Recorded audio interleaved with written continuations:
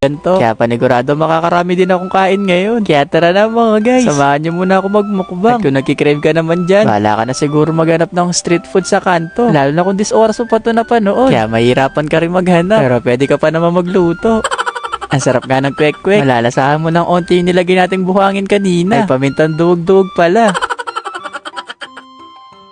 Ang sarap talaga ng mga street food. Yun nga lang talaga. Kailangan madalang lang din natin itong kainin. Pero nag-aaral yata ako. Halos araw-araw yata akong kumakain nito. Kaya yung mukha ko nun, mukha akong tokwa. Chot! May nadala din pala kaming powder na gulaman. Kaya sinabay na din namin to sa pagmumukbang. Sabay-sabay na din kaming kumain dito. Kasi sabi ko sa kanila, baka maubos ko lahat to. Medyo mainit pa naman. Kaya sobrang sarap din talaga. Pero sabi ko kay ate, kumain na rin siya dito. Kasi baka hindi na siya matirhan. Kabebe pa naman to kumilos. Kaya kadalasan wala na siya natitirang pagkain. Mga guys, kundi siguro ako nag-voiceover dito sa TikTok, tayo makakapagpagawa ng ganito. Yay! You got to love me for what I am, for simply being me. Don't love me for what you intend, to hope that I will be. And if you're only using me to feed your fantasy, you're really not in love. So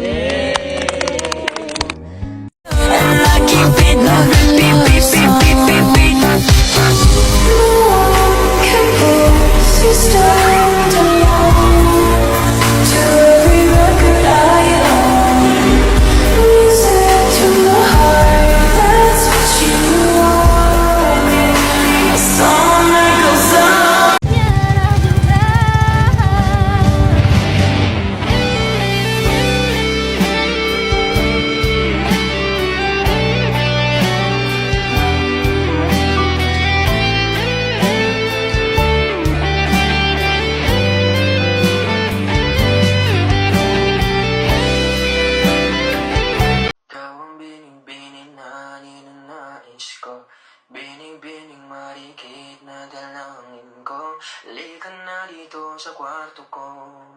Alam mo na ang kasunod nito. Tinitigan ko, nilapitan ko, hanggang sa may diwata na pagdilat ko. Nalasing, kagabi, ang galing, katabi, kanabi. but then you're gone and oh, so far away.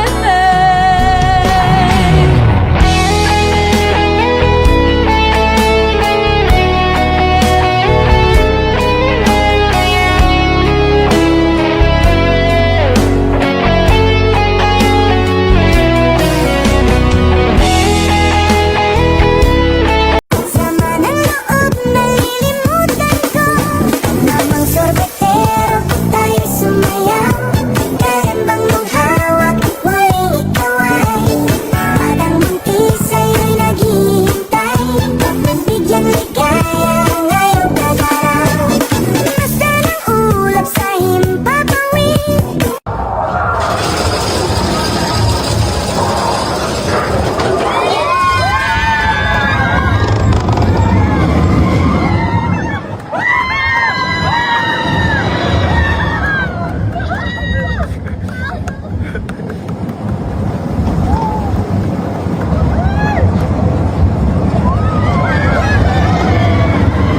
So ayun guys, time check 1 AM na.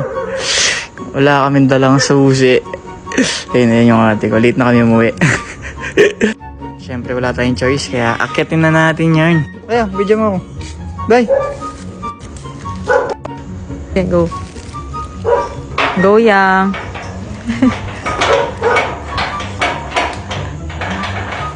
Uy, ingat ka dyan sa ano, Yang. Yung may tusok.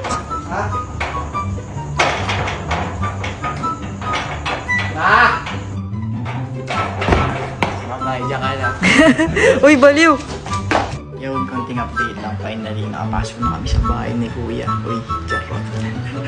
By the way, nabutas yung short ko, short review.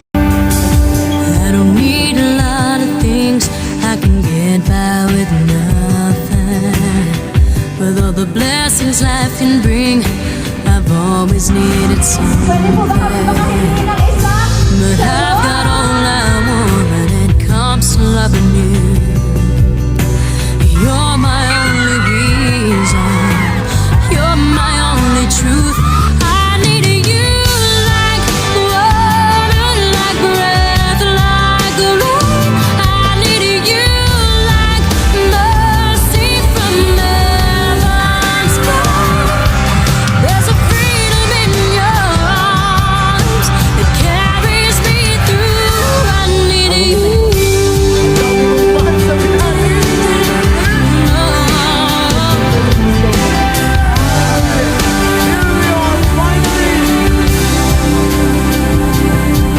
Daw na darating. Nang nakompleto na nga kami mga guys. Pinaliwanag na din sa amin yung gagawin para mamaya sa field trip. Chot! Nasa labas na din pala yung mga Miss Universe. Kaya pinalabas na din kami mga content creator para ma-meet na din sila. Nandito din pala yung tropa ko na si Card. Nakasama si Mahalia. Mapapasada ko ka na lang talaga kasi may kasama jowa. Chot! Di bali nang walang dalang jowa. Ayos lang yun. Ang importante dito ako maghanap sa mga sumali ng Miss Universe. Ang ganda nga nila sa malapitan. Kaya yung mata ko ikot din ng ikot. Hindi nga daw sila kompleto ngayon kasi yung iba nagkasakit. Kaya baka yung iba sa inyo hanapin sila. Sobrang hirap din kasi talaga sumali ng pageant. Kaya kailangan mo din talagang maging malakas. Pero kung ikaw na kayo mismo nandito, kapag nakita mo nga sila sa personal, masasabi mo lahat sila pwedeng manalo. Hinahanap ko nga si Miss Pampanga. Kaso nga lang nagkasakit daw siya. Kaya sabi ni Russell, na muna daw yung papalit kay Miss Pampanga. Kada content creator din na pumunta dito. May makakasama kami 3 beauty queen. At si Miss Baguio nga, Australia. At Bacolod yung napunta sa akin. Sobrang tangkad nga nila. Kaya nagmukha din akong maliit. Bago nga natin sila interviewin, ipapakita mo na nila.